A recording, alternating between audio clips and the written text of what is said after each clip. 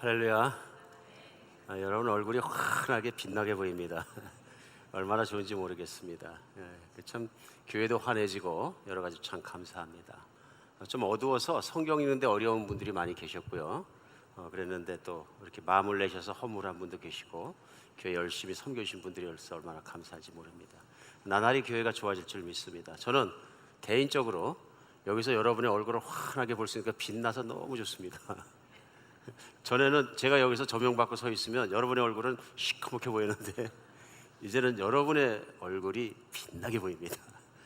더욱더 기쁘고 밝고 좋은 일이 교회 안에 많이 있을 줄 믿습니다. 우리 인생을 살아가면서 우리 나름대로 인생을 보는 관점이 생기는 것 같습니다. 우리 어떤 사람들 이걸 인생관이다 이렇게 표현하는 것 같습니다. 그래서 뭐 인생이 무엇이냐, 인생이 무엇을 위해 살아가야 되느냐, 그런 것들을 뭉뚱거려서 인생을 보는 하나의 렌즈, 어떤 관점이 다 생기는 것 같습니다.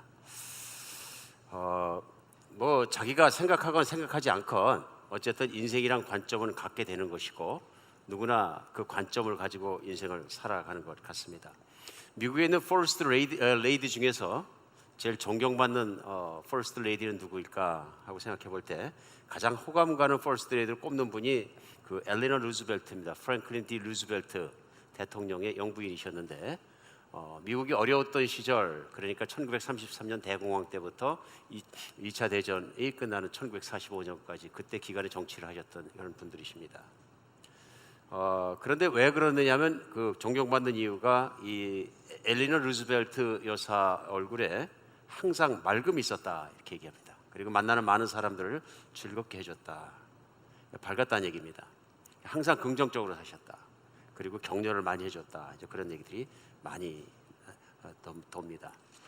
근데 사실은 이 엘리너 루즈벨트 여사가 아주 불우한 어린 시절을 보냈습니다. 10살 때 고아가 됐고요. 자기가 일하지 않을 수가 없었습니다. 엄청 힘들게 살았습니다. 그래서 얼마나 힘들었는지 그의 어린 시절을 얘기하면서 뭐라 그러냐면 한 끼 식사를 벌기 위해서 혹독한 노동을 했기 때문에, 그래서 심지어는 돈을 뭐라고 표현하면 땀과 눈물의 종이 조각이라고 표현했어요. 하여튼 땀과 눈물을 흘리고 일을 해야지 그 한 끼 먹을 종이 조각 하나를 벌어가니까 그만큼 힘든 인생을 살았습니다. 그럼에도 불구하고 이분의 인생이 엄청나게 낙관적으로 살았다는 것 때문에 많은 사람에게 도전을 주는 것입니다. 6자녀 중에 한 자녀가 사명하는 비참한 일이 났었는데요. 아픈 일이 났었는데 그때 그 일을 겪으면서 이 부인이 한 말씀 뭐냐면, 아직도 내가 사랑할 수 있는 아이가 5이나 있으니까 견딜 수 있습니다. 참 긍정적인 사이드를 늘 보시는 분이었다는 느낄 수 있습니다. 다리를 못 쓰시게 돼서 루즈벨트 대통령이 벌써 젊을 때부터 휠체어에 앉아서 평생을 살 수밖에 없게 되었습니다. 그때 루즈벨트 대통령이 젊은 시절에 묻습니다. 내가 이제 불구 핸디캡이 됐는데 나를 아직도 사랑하오. 그러니까 엘리너의 응답이 아주 우리 가슴을 때립니다. 내가 당신 다리만 사랑했나요? 기가 막힌 얘기입니다. 근데 그 말 한마디가 얼마나 힘을 줬을까. 그래서 엘리너 루즈벨트 여사의 사고방식과 인생관의 단면을 우리가 보게 하는 것 같습니다. 제가 인생을 말하는 명언들을 인터넷에서 그냥 꾹 눌러보니까 이런 말들이 나와요. 당신이 생각하는 대로 살아야 합니다. 그렇지 않으면 머지않아 당신은 사는 대로 생각하게 될 것입니다. 환경은 나를 압도하게 된다. 폴 발레리. 세월은 흐르는 것이 아니라 쌓이는 것입니다. 길을 떠나기 위해서 존재하는 것이 아니라 길은 돌아오기 위해서 존재하는 것이다. 길을 가는데 가장 불편한 장애물은 바로 자기 자신이란 장애물이다. 소설가 이회수. 그 외에도 뭐 많습니다. 많으면서 인생에 대한 얘기를 합니다. 우리가 잘 아는 링컨 대통령이 이런 얘기를 하시다 그러네요. 나는 천천히 가는 사람입니다. 그러나 뒤로 가지는 않습니다. 우리가 인생의 관점을 볼 수 있는 발언들, 말들을 찾으면 한두 끝도 없이 나오죠. 그래서 사람들의 말과 태도와 그 인생을 보면 그가 어떤 관점을 가지고 인생을 살아가는가 하는 거 분명히 볼 수 있습니다. 여러분은 어떤 인생의 관점을 가지고 살아가십니까? 근데 아무래도 돈을 좋아하시는 분은 모든 인생을 돌로 푸니까 뭐니 해도 마니가 최고다. 그러면 이제 물질적인 인생관을 가지고 계신 거겠죠. 성경을 열면 하나님을 만난 사람들이 나옵니다. 특별히 하나님을 만난 사람 중에서 그들의 모든 인생을 보는 관점이 하나님을 중심으로 보고 살아갔던 사람들의 관점이 나옵니다. 성경은 아주 독특한 것이, 왜 독특하냐면요, 그렇게 하나님의 복을 받고 살아갔던 사람들의 삶을 보면서 우리도 오늘 하나님을 믿고 하나님의 관점을 가지고 그런 인생의 관점을 가지고 살아가면 그때 그 사람이 누렸던 하나님의 복과 은혜가 오늘도 누려진다는 것입니다. 다른 책은 지혜를 얻으면 좀 도움이 될 뿐입니다. 그러나 성경은 그들이 하나님을 바라봤기 때문에 살아계신 하나님을 만나고 그 하나님의 복을 누렸다면 오늘 우리도 그 하나님의 말씀 속에 나오는 그것을 그들처럼 받아들였을 때 오늘 살아계신 하나님이 오늘 나에게 복 주시는 그분의 능력과 그분의 섭리와 그분의 역사가 나의 삶을 통해서도 이루어진다는 것입니다. 오늘 여러분과 제가 사무엘하 15장을 열고 본문 23절에서 30절까지를 같이 말씀을 나눌 때, 물론 오늘 이 말씀은 한 사람 다윗이라는 사람의 인생에 일어난 일입니다. 그리고 한 나라, 과거의 이스라엘이라는 나라 속에 실제로 일어났던 일입니다. 그런데 이 내용을 보면서 이 내용 안에 있는 우리가 내용 속에서 깨달아지는 것들을 우리가 받아들였을 때 그 깨달은 것들은 하나님을 향하는 것이고, 성경은 하나님을 향해서 우리의 깨달음대로 인생을 살아갈 때 하나님은 오늘도 말씀을 통해서 오늘 우리 인생을 통해서 복을 주실 줄 믿습니다. 우리 지난주에 우리 다윗이 어떤 사람인지 한 단면을 보았습니다. 다윗은 하나님을 예배하는 사람으로 살아간 사람입니다. 그리고 지난주에 여러분 기억하시겠지만 말씀의 가장 중요한 건 뭐냐면 다윗은 하나님을 예배하는 것을 인생의 중심으로 삼았다. 그래서 그가 왕이 되자 가장 정말 중요하게 생각했던 건 뭐냐면 하나님의 법궤를 모셔와야 되겠다. 예배하는 곳이 있어야 되겠다. 그래 궁은 왕이 백성을 다스리는 곳인데 이 백성을 다스리는 것은 내가 아니라 하나님의 백성들이므로 하나님께서 다스려야 된다. 그러므로 온 백성이 하나님 앞에서 예배할 처소가 있어야 된다.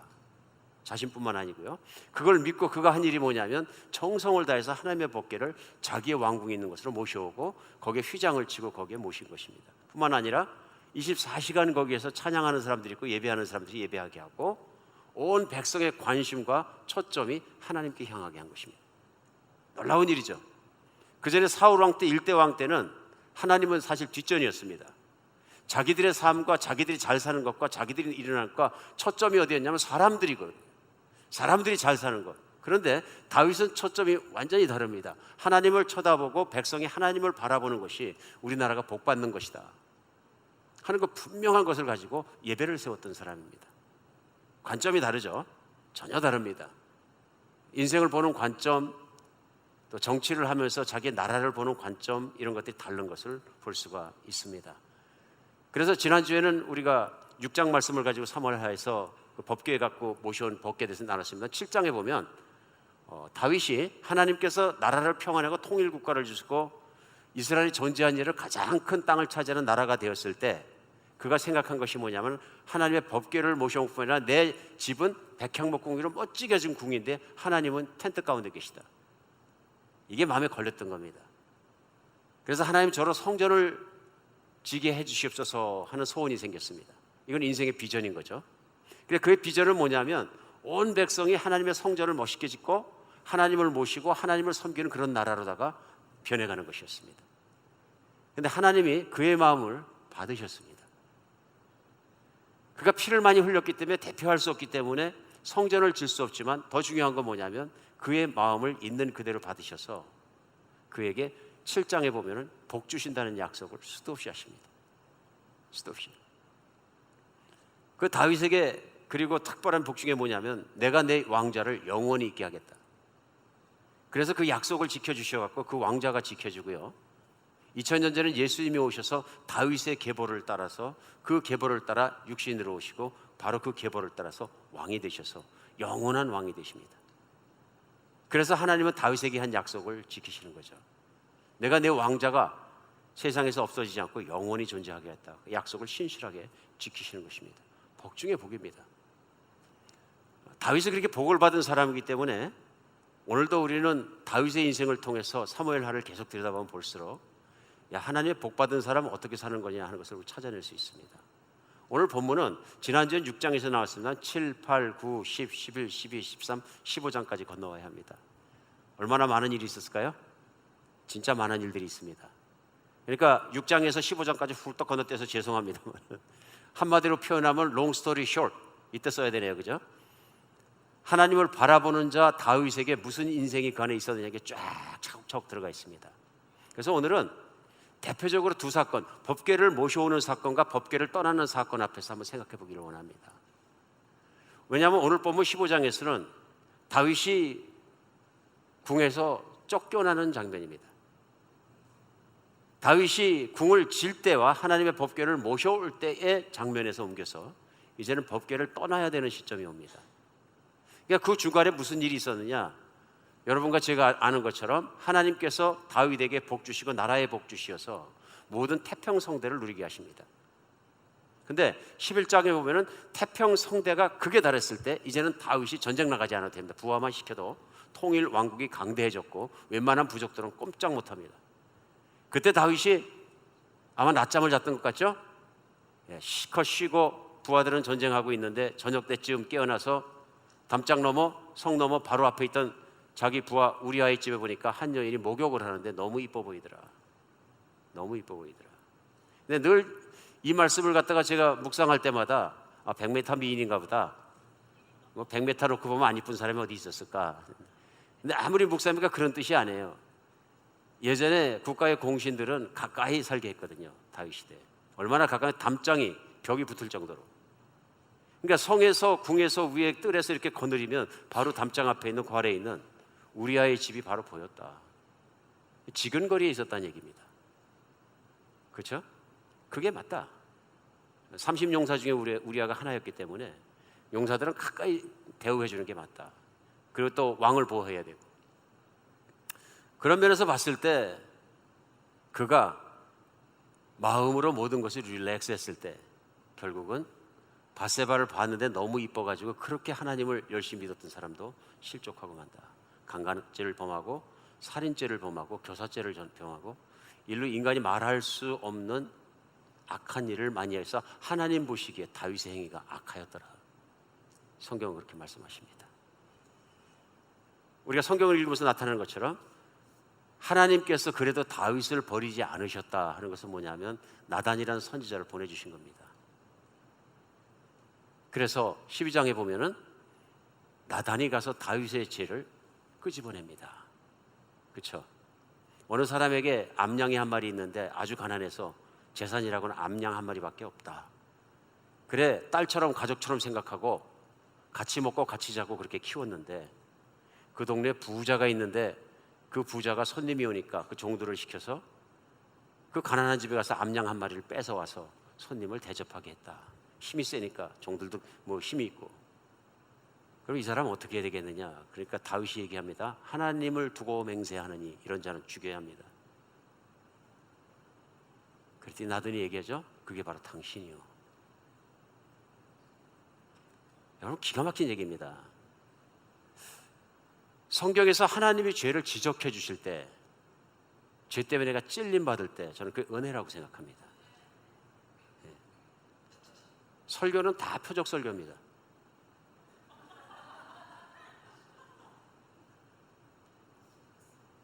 사람들이 표적 설교라는 단어를 쓰는 것은 어떤 설교자가 악한 마음을 품고 나를 죽이려고 표적 설교했다고 쓰는 거거든요. 이거는 그걸 듣는 사람의 귀가 악할 수도 있습니다. 자기 중심으로 듣는 거죠. 오늘 다윗이 이 말을 들으면 당신이 나한테 표적 설교하는 거예요. 그랬습니다. 표적 설교 맞습니다. 다윗 들으라고 하신 말씀입니다. 아프게 얘기하셨습니다. 근데 성경은 이것을 은혜라고 표현하십니다. 은혜가 아닌 것은 뭐냐면 죄를 깨닫지 못하는 거예요. 오늘도 하나님 말씀이 하나님 말씀으로 떨어지게 되면 아픕니다. 왜 그렇습니까? 숨기고 싶었던 것들이 다 드러나 버리거든요. 감추고 싶었던 것들이 백일하에 드러나고요. 보고 싶지 않았던 내 모습이 보여버리거든요. 그 추한 모습을 자기도 알기 때문에 생각하고 싶지 않았는데 덮고 싶었는데 덮으면 덮을수록 죄를 더 짓게 되고 속은 힘들어지더라. 그걸 하나님께서 마치 수술하는 의사가 메스를 들고 배를 쭉 가르는 것처럼 확 드러내버리신 거죠. 이때부터 시작해서 다윗의 영성을 회복이 됩니다. 그리고 엎드리고 회개합니다. 그때 회개했을 때 하나님께서 말씀하시면 네 죄는 용서를 받았다. 그 얘기 뭐냐면 네가 지은 악한 이런 행동으로 말하면 너하고 나의 관계는 끊어지지 않을 것이다. 나는 너를 저주하지 않고 전에도 너를 복 준 것처럼 그 복을 유지하겠다. 그러나 내 집에서 칼이 떠나지 않고 내 집안에서 간음하는 사건이 백주에 일어날 것이다. 그 말씀대로 그 다음부터 13장 14장 계속 들은 게 뭐냐면 이제는 그 아들이 배다른 다른 동생을 간음하는 사건이 나고요. 간음했다고 배 같은 오빠가 화가 나갖고 오늘 복수한다고 죽인 사건이 일어나고요. 그래가지고 그걸 조치 안 해줬다고 또 아버지를 향해 앙심을 먹은 압살롬이라는 아들이 사람들의 마음을 훔쳤다. 인기 좋다고 느껴지는 짓은 다 해가지고 사람들 마음을 자기에게 돌리고 자기 스스로 왕이 돼가지고 아버지의 왕자를 뺏었다. 왕이 찬탈 사건입니다. 이제. 그래서 오늘 본문은 15장까지 오면은 다윗이 눈물을 흘리며 맨발로 성을 떠날 수밖에 없었다 하는 것입니다. 비극적인 얘기입니다. 아마도 한 사람이 겪을 수 있는 가장 충격적으로 비극적인 일 아닐까요? 아들에게 죽을까봐 도망가는 것만 해도 이거 인생 중에서 정말 아픈 얘기입니다. 이거. 자식에게 배신당한다는 것, 자식에게 무시당한다는 것, 자식에게 밟힌다는 것, 자식에게 독소를 듣는다는 것, 얼마나 아픈 일입니까? 근데 그것뿐만 아니라 이제 죽게 생겼다는 거예요. 근데 온 백성이 또 다윗에게선 등을 돌렸고요. 이 세상에 제일 아픈 상처가 배척당한 상처라고 그러잖아요. 리젝션. 얼마나 무서워합니까 우리가? 사람들에게 배척당할까 봐. 그냥 죽자서자 매달릴 때도 있는 것 같지 않습니까? 그런데 온 백성에게 등돌림 당하고 이제 남은 몇몇 사람들이 다윗을 따라서 성을 떠나서 도망가고 있습니다. 도망가는 이유는 한 가지입니다. 살기 위해서. 목숨이 구차해졌습니다. 이제 살아서 숨쉬고 있으니 안 살 수도 없고 이제 인생의 목적도 없고 이제 어디로 가는지도 모르고 살기 위해서 허망한 도망의 삶을 또 시작하는 것입니다. 오늘 본문이 그래서 기가 막힌 곳에 시작합니다. 그런데 그렇게 도망가고 있는 다윗을 쫓아서 사독이란 제사장이 법궤를 모고 허겁허겁 쫓아왔겠죠. 오늘 본문 말씀은 그 사독에게 한 다윗의 말들이 나옵니다. 오늘 법궤를 메고 온 그가 얼마나 반가웠을까요? 다른 사람 다 떠났는데 하나님의 법궤를, 그래 법궤가 있어야, 법궤가 우리 편이 돼야 하나님이 우리 편이고 사람이 다시 우리를 따를 것이다. 얼마나 논리적입니까? 사독의 생각이 얼마나 옳습니까? 근데 오늘 다윗이 반대로 반응합니다. 뭐라고 반응합니까? 법궤를 도로 메어가라 그럽니다. 오늘 보면 25절에 보면 왕이 사독에게 이르기를 보라 하나님의 궤를 성읍으로 도로 메어가라. 만일 내가 여호와 앞에 은혜를 입으면 도로 나를 인도하여 내게 그 궤가 그 계신 데를 보이시리라. 전혀 다른 얘기를 합니다. 법궤를 가지고 예루살렘에 돌아가라 그러는 거예요. 성 안으로. 그러니까 사독도 얼마나 놀랐겠습니까? 우리가 상식적으로 생각해도 법궤가 있어야 이기는 거 아니겠습니까? 또 회복될 가능성도 있고, 또 다윗은 법궤를 너무 중요시했지 않습니까? 법궤 앞에서 법궤를 모셔올 때 찬양하고 춤을 춰서 바지가 내려가는지도 모르고 기뻐했던 사람인데요. 나는 하나님의 임재를 얼마나 그렸는지 시편에도 보면은 나는 하나님의 성전을 그렇게 사모한다고 했던 사람이고 임재와 예배의 자리를 그렇게 사모하는 사람이었거든요. 반대로 그 예배의 자리가 지금 없어지는 거예요. 자기에게 기회가 왔습니다. 법궤를 모시고 가도 됩니다. 그때 다윗의 판단은 무엇이냐면 법궤를 모시고 돌아가라 하는 것입니다. 그럼 그 이유가 뭐냐면 하나님께서 기뻐하시면 나를 다시 예루살렘으로 부르실 것이다. 그런데 그 다음에 계속되는 말씀이 다윗의 인생관, 신앙관, 삶에 대한 모든 것을 거의 읽게 합니다. 그 26절에 뭐라 그럽니까? 그러나 그가 이와 같이 말씀하시길 내가 너를 기뻐하지 아니한다 하시면 종이 여기 있사오니 선이 여기신 대로 내게 행하시옵소서 하리라. 행하시옵소서. 만약에 하나님께서 나를 다시 왕으로 삼지 않는다 하더라도 나는 하나님의 뜻을 그대로 받아들이겠다. 기가 막히죠? 이게 무슨 얘기입니까? 하나님의 법궤는 하나님의 백성과 함께 계셔야지 나와 함께 움직여서는 안 된다 그런 얘기입니다. 하나님의 법궤가 있는 것은 이스라엘 백성이 있고 하나님이 이스라엘 백성을 다스리는 것은 왕궁이어야 한다 그런 얘기입니다. 맞습니까? 왜냐하면 하나님이 왕이시기 때문에. 그런데 나 개인 다윗이 이제 왕이 되지 않아서 도망가는 입장이 되었다 해서 법궤까지 도망가서는 안 된다. 얼마나 클리어합니까? 얼마나 좋습니까? 오늘 우리는 이걸 보면서 한 가지 분명하게 느낄 수 있는 것이 있습니다. 그것이 뭐냐면 다윗의 신앙은 뿌리가 깊은 신앙입니다. 뿌리가 깊습니다. 이게 뿌리가 얕았으면 이 환난을 당할 때 이 뿌리가 빠집니다. 믿음이. 근데 얼마나 믿음이 뿌리가 깊었으면 이 큰 환난을 당해서 죽을지 살지 모르고 도망가는 길에 있는데도 그가 하나님을 생각합니다. 하나님이 계셔야 할 것, 하나님이 어떤 분이신가, 하나님이 어떤 예배를 받으셔야 될 것인가를 분명히 생각합니다. 이건 진짜 믿음을 가진 사람이 아니면 이런 판단하기가 어렵지 않습니까? 사람은 다 자기 생각합니다. 자기 처지 생각하고요, 자기 계산법에 의해서 자기에게 이로울 것 같으면 결정합니다. 근데 철저하게 하나님의 중심으로 살아가는 뿌리 깊은 생각을 보여줍니다. 우리 예수님께서도 마태복음 13장에 말씀하실 때 믿음의 뿌리를 가지고 말씀하셨어요. 어떤 농부가 나서 씨를 뿌릴새 어떤 씨는 떨어져 길가에 떨어지고, 어떤 뿌리는 돌짝밭에 떨어지고, 어떤 뿌리는 가시농굴밭에 떨어지고, 어떤 뿌리는 옥토밭에 떨어졌다. 결론이 뭐냐면요, 길가밭이 뿌리 내려서 뿌리가 자리가 제일 나쁘고요, 그건 뭐냐면 자기 이론이 강한 사람, 자기 이론과 불신이 강하면 조금 믿는 척했다가 그냥 바로 없어져 버리고 새가 쪼아먹어버리고, 두 번째는 돌짝밭은 이제 모든 것과 세상과 무슨 자기 계산법과 모든 것이 없어지지 않고 비진리가 돌이 섞여 있는 것처럼 믿음과 함께 섞여 있을 때는 잠깐 뭐 신앙이 생기는 것 같다가 해가 뜨고 그러면 말라서 비틀어져 없어버린다. 믿음 생활 좀 하는 것 같더니 뿌리를 못 내리고 결국은 없어졌다. 거기엔 자기 계산법, 자기 이론, 자기 생각을, 또 상처들, 이런 것들을 다 치유받지 못하고 내려놓지 못하면 결국은 자기 자신이 중심이 됐을 때 자기라는 돌에 부딪혀가지고 뿌리를 내리지 못한다. 그러면 세 번째 밭에는 가시넝쿨밭을 말씀해서 잘 자랐는데 그 위에 가시넝쿨이 더 빨리 자라서 결국은 햇빛이 들지 못해서 자라긴 자라는데 힘이 없어서 결실을 못하고 씨는 없이 그냥 1번, 2번, 3번 밭은 다 죽는 밭입니다. 뿌리가 약하기 때문에 신앙생활의 열매, 곧 하나님과의 깊은 관계에서 오는 복을 누리지 못하는 그런 상태를 얘기합니다. 1, 2, 3번 밭은 다 열매가 못 맺는 것입니다. 오직 마지막 밭, 오토밭만 뿌리가 깊게 내려서 뿌리가 깊이 내릴수록 가뭄도 타지 않고 열매를 충실하게 맺어서 결국은 30배, 60배, 100배 열매를 맺게 된다. 뿌리에 대해서 말씀하셨어요. 오늘은 다윗의 이 예를 보면서 다윗의 믿음의 뿌리가 얼마나 깊은 사람인지 생각하게 합니다.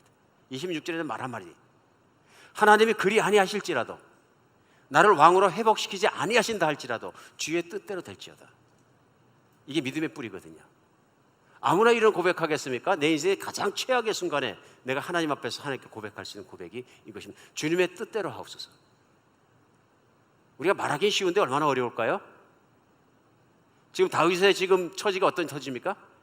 마치 우리가 인생을 살아가다가 하나님께서 열심히 기도했더니 사업을 하게 하시고 그 사업이 흥하게 하시고 번창하게 하시고 부자도 되고 자식들도 좋고 자식들도 좋은 학교 다니고 뭐 엄청 다 잘 풀리고 있는데 어느 순간에 사업도 망하고 건강도 잃고 자식도 정말 비뚤어져 버렸다면, 그래서 어디도 기댈 곳이 없다면, 아무데도 기쁨을 줄 만한 것이 이리 봐도 저리 봐도 어디로 봐도 기쁨을 줄 만한 것이 아무데도 없었다면 하나님을 찬양하겠느냐 하는 얘기입니다. 그런 얘기입니다. 왜냐하면 가시농굴밭은 우리 주님 말씀하신 것은 재리에 대한 염려로 꽉 차서 믿음을 갖긴 가졌는데 그 염려가 결실을 막고 있다. 뚫고 넘어가지 못한다. 그런 얘기거든요. 환경이란 얘기거든요. 환경 앞에서 무릎 꿇고 쓰러져 버리면 결국은 하나님이 원하시는 열매는 맺지 못한다 하는 말씀을 전해주고 있는 것입니다. 오늘 다윗의 그 도망가는 과정에 나온 태도들을 보면서 뿌리 깊은 신앙 뭘 배울 수 있을까요? 제일 먼저 하나님의 주되심을 인정하는 믿음이 뿌리가 내려가는 믿음이에요. 깊이 내려가요. 하나님의 주되신 것을 인정하는 것이다 하는 건 하나님이 주인이 되셨다 하는 것입니다. 그러니까 26절 같은 고백이 가능한 것이죠. 하나님의 뜻이면 내가 왕이 다시 회복되든지 아니면 안 된다 할지라도 주님의 뜻을 따라가는 게 내 인생관이다 하는 얘기입니다. 그런 믿음의 관점이 온전히 생기기 전에는 뿌리는 깊이 들어가지 않는다는 것입니다. 결국 거기서 나온 게 뭐냐면 내가 너를 기뻐하지 아니한다. 26절에 보면 하나님께서 그리 생각하셔서, 그 얘기는 내가 너를 싫어한다 그런 말씀이 아니죠. 내가 왕위로 회복되는 것을 기뻐하지 않는다 그런 말씀이죠. 그렇죠? 그래, 하나님께서 그리 생각하면 그 말씀이 또 그 생각이 맞다 그런 얘기입니다. 이유가 있다. 난 하나님을 신뢰한다 하는 얘기입니다. 하나님께서 이스라엘 왕이 되셨다는 말씀은 무엇이냐면요, 이스라엘을 사랑하셔서 이스라엘을 선대하시겠다는 말씀입니다. 근데 중요한 건 뭐냐면 하나님의 뜻대로 이스라엘을 다스리겠다 하는 말씀. 신앙이라는 것은 결국 뭐냐면요, 내 뜻대로 살지 않고 하나님의 뜻대로 살겠다고 하나님 앞에 무릎 꿇고 자신을 다 드린 것을 신앙이라고 합니다. 그래서 믿음의 시작이 좋아야 합니다. 믿음의 시작이 잘못되면 결국은 결실하지 못합니다. 믿음의 시작은 뭐냐면 예수 그리스도의 십자가를 보면서 그 십자가의 죽음을 내 죽음으로 받아들이고 내가 죽는 것입니다. 내가 죽었다는 얘기는 뭐냐면요, 내가 내 고집과 내 판단과 내 인생관과 내 목표와 내 것을 위해 살아가다가 하나님을 배제한 인생 속에서 살아가다가 하나님 앞에서는 내가 죄인일 수밖에 없다는 걸 발견하고 나를 죽음에 넘겨준 것입니다. 그래서 갈라디아서 2장 20절의 고백대로, 사도 바울이 얘기하는 고백대로 내가 그리스도와 함께 십자가에 못 박혔나니 그런즉 이제는 내가 산 것이 아니라 내 안에 그리스도께서 사신 것이라. 이제 내가 더 이상은 주인이 아니라 이제부터는 예수님이 주인이다 하는 것이 신앙생활의 시작이고 기초이고 뿌리의 시작입니다.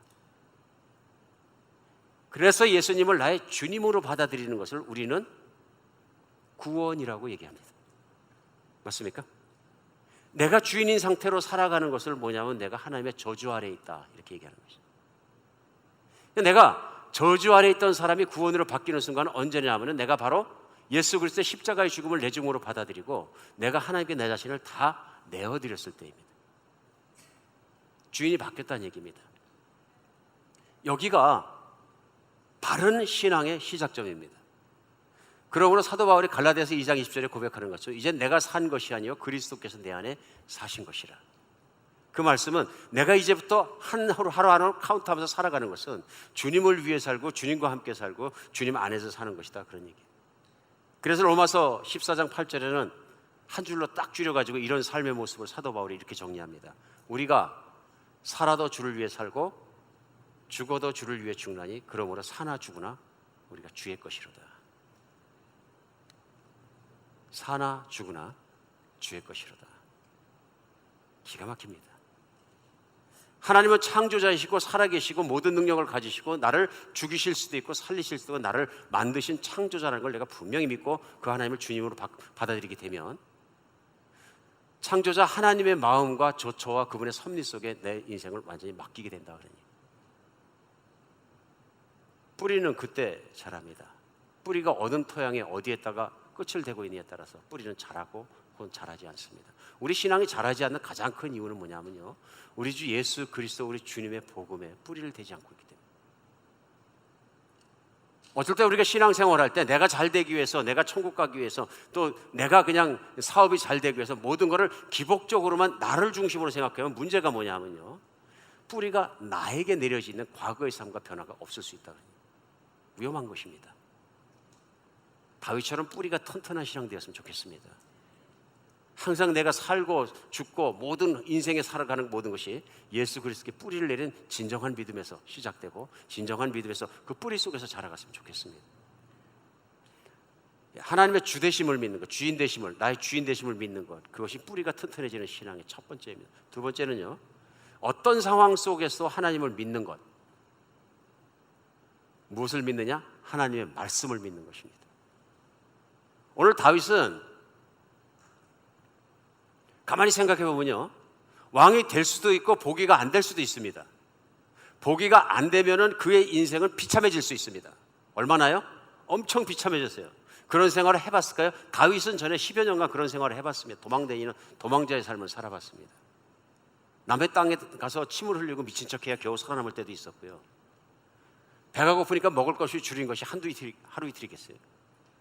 광야에 비가 내리면 추우니까 덜덜 떨려서 견딜 수가 없으면 바위를 끌어안고 등에 비를 맞으면서 참아야 됐을 거예요.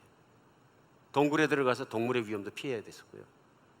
그 말도 못하는 고통 속에서 그가 10년 이상을 지낸 사람이기 때문에 도망자의 삶을 잘 알고 있습니다. 그런데 그가 한 고백은 뭐냐면요, 하나님께서 나를 왕으로 회복시키지 않는다, 평생을 내가 도망자로 산다 할지라도 하나님께 감사하겠다는 말입니다. 하나님을 따르겠다 하는 말.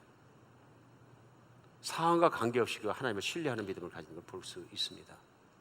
만약에 다윗이 하나님을 나를 버렸다고 생각하면 이렇게 살 수 있을까요? 말도 안 되는 얘기입니다. 다윗의 마음속에 하나님이 나를 왕으로 다시 앉히지 않는다 하시더라도 하나님은 나를 사랑하신다는 것을 딱 붙잡고 있는 거예요. 믿으십니까? 환경으로 말미암아 하나님을 이해하는 것이 아니라 하나님의 말씀의 약속을 딱 붙잡고 있는 사람이에요. 다윗은 이걸 진작 체험해 본 사람입니다. 언제 그렇습니까? 10년 이상을 청년 시절에 도망다니면서 철저하게 체험. 왜냐하면 내가 도망다니는 현실의 삶 속에서는 미래가 보이지 않거든요. 하나님의 은혜에 신나기만 그런 가능성도 보이지 않거든요. 근데 그때에도 그는 하나님을 바라보면서 시편을 읽다 보면 하나님을 바라보면서 희망을 잃지 않았다고 고백합니다.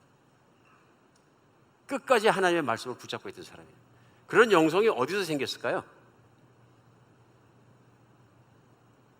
네, 그런 영성이 하나님의 말씀을 통해서 오는 것입니다.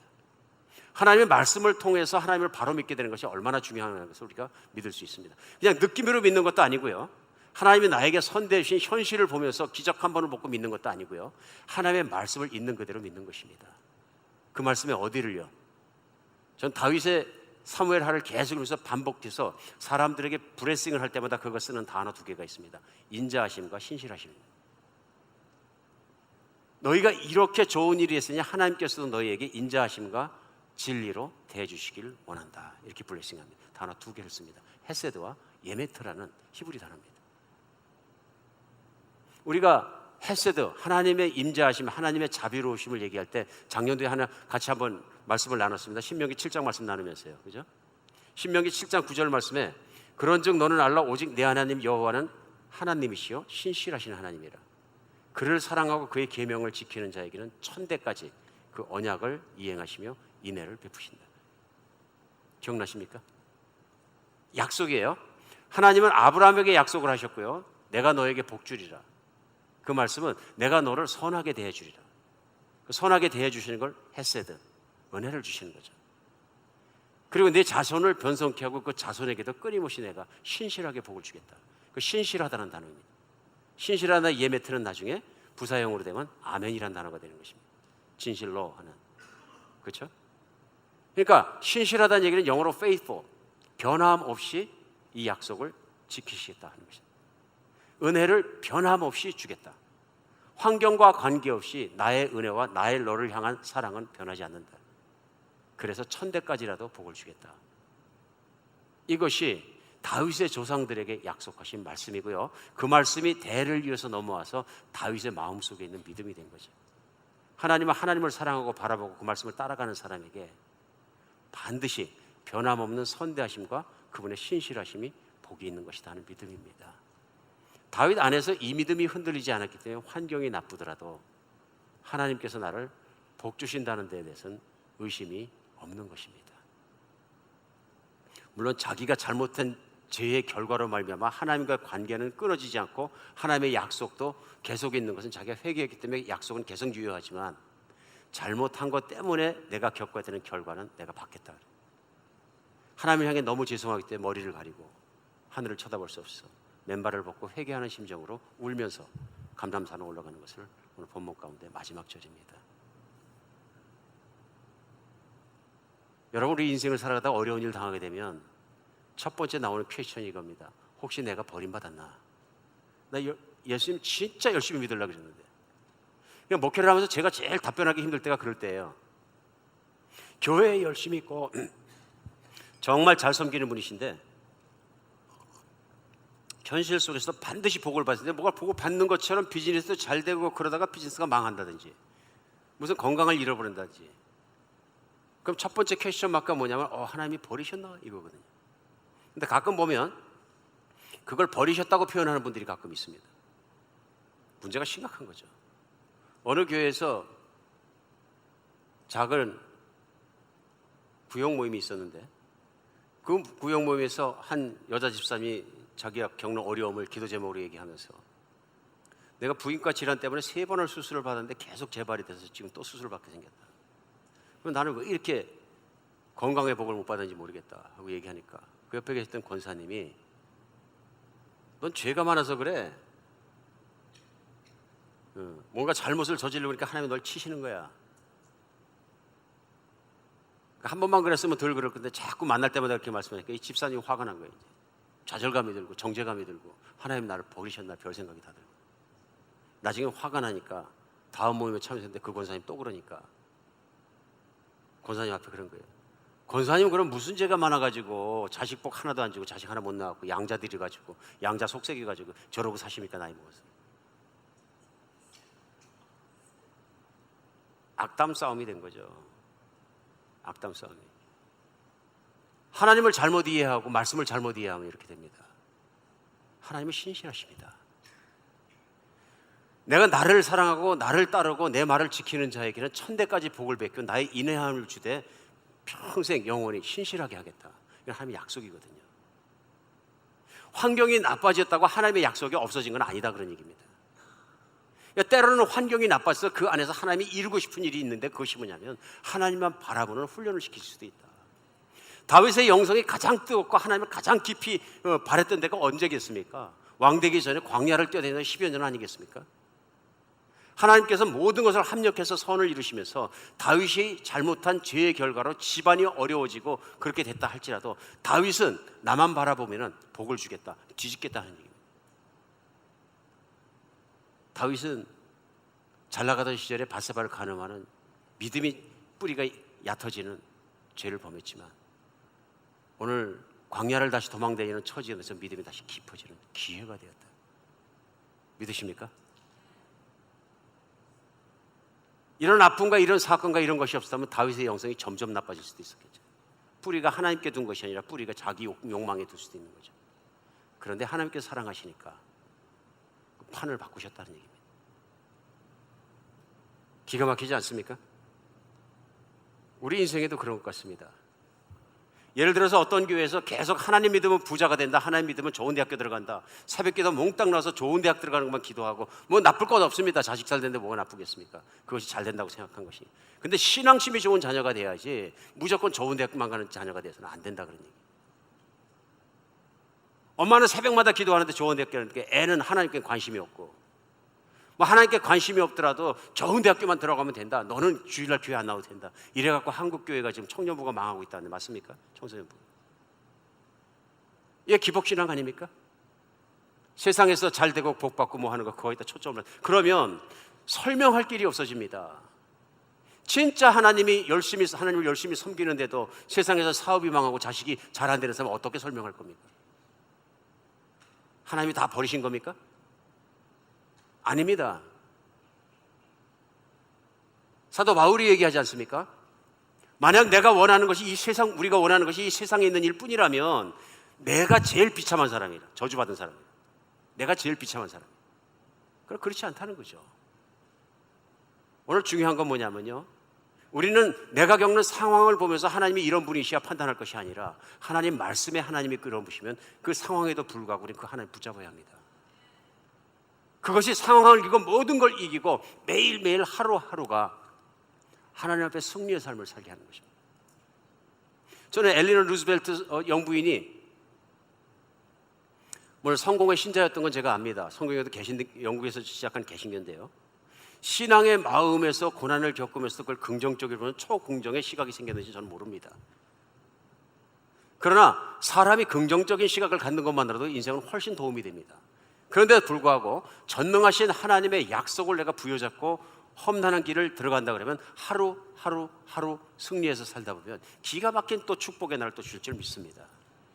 이걸 끊임없이 번복 속에서도 우리 경험하면서도 두려워하지 않는 게 진짜 신앙이 뿌리 깊은 신앙 아니겠습니까? 다윗은 하루아침에 믿음이 생긴 것이 아니라 자기가 어릴 때 하나님을 찬양하고 소녀 때 찬양하다 보니까 사자가 나타나고 곰이 나타나고 정말 양을 물어갈 때라도 자기 물은 안 되는데 그걸 쳐 죽였다 그런 얘기예요.